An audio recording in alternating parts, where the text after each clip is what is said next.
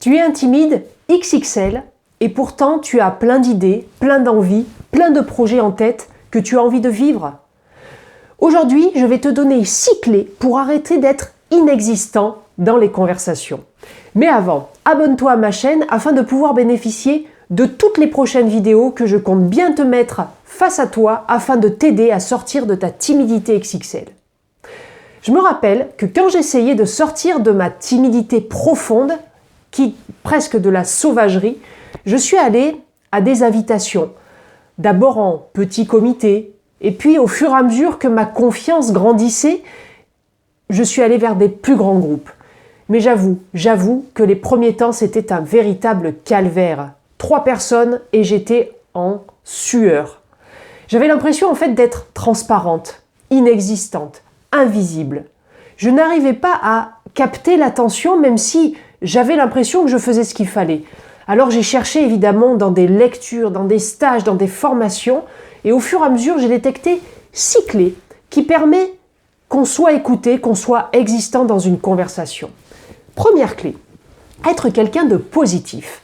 Vous aimez-vous les râleurs, les gens qui critiquent tout et tout le monde en permanence?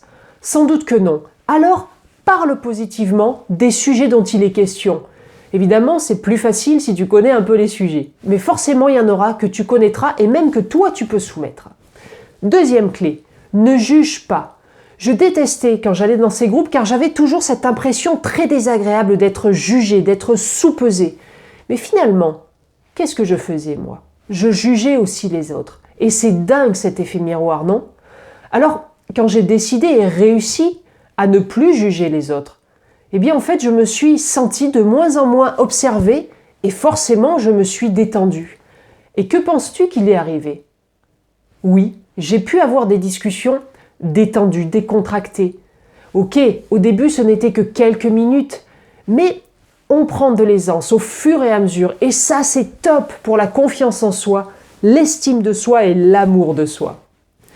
Troisième clé, sois mesuré dans tes propos. Perso, les grandes gueules, les « je sais tout » m'insupportent. Alors que les gens qui parlent tranquillement des sujets sans y être dans une forte émotion, sans agressivité, sont naturellement attirants pour moi. Alors j'ai voulu devenir finalement l'une de ces personnes et j'ai développé peu à peu ma capacité à parler sereinement de n'importe quel sujet pourvu que j'ai un petit intérêt pour ce sujet. Quatrième clé, avoir une opinion, un avis, la dire mais ne pas l'imposer. Si toi aussi tu trouves que les personnes qui imposent leur avis sont super lourdes, ne deviens pas comme elles. On a évidemment le droit d'avoir un avis et les autres le leur. C'est ok. On est bien en train de parler d'une discussion, d'un échange, pas d'une compétition. Cinquième clé. J'ai remarqué que les gens qui apprécient, qui sont le plus appréciés, sont les gens qui sont responsables et intègres. C'est-à-dire en fait les personnes qui disent ce qu'elles font et qui font ce qu'elles disent. Et qu'est-ce qui se passe en fait quand on est comme ça? Eh bien, on est fiable, on est sécurisant pour les autres et donc on a envie d'être côtoyé par ces gens-là. Et c'est super agréable d'avoir quelqu'un qui assume ce qu'il fait et ne rejette pas tout le temps la faute sur tout le monde, le gouvernement, l'univers, les voisins. Et ça, les timides, on sait super bien faire dès que on sort de notre coquille, dès qu'on se développe personnellement, afin de faire bénéficier le monde de notre présence, de notre contribution, de ta contribution. Allez, une dernière clé pour la route qui, finalement, globalise toutes celles-ci. As-tu remarqué qu'on aime les gens qui ne jouent pas un rôle? On aime les gens qui sont sincères, qui sont transparents dans le bon sens du terme. Et si tu veux une boussole, deviens la personne avec qui toi tu aimes discuter. Deviens la personne que tu as envie, toi, de côtoyer.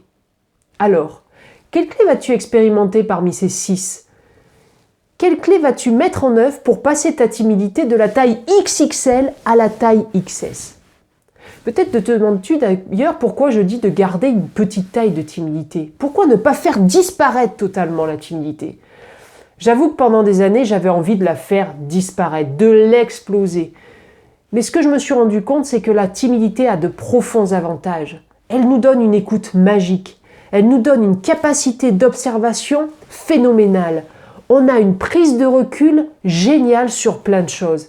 Et finalement, les timides, quand on est avec cette petite timidité-là, on attire les autres parce que on apporte ces choses-là. Qui aime être écouté? Tout le monde. Et les timides, on sait parfaitement écouter. Par contre, il faut aussi vivre à côté et montrer qui l'on est. Si tu veux aller plus loin, je t'invite aussi, bien sûr, à t'abonner à cette chaîne, je te l'ai déjà dit, mais à partager aussi cette vidéo. Et puis, sous la vidéo, je t'ai mis un cadeau, un téléchargement d'un document avec 12 autres clés pour aller plus loin, peut-être plus fort, dans ton envie de sortir de ta timidité et de montrer enfin au monde qui tu es. Alors n'hésite pas à le télécharger, c'est totalement gratuit. Et je te dis à bientôt pour d'autres clés, d'autres techniques pour être de moins en moins timide. À bientôt!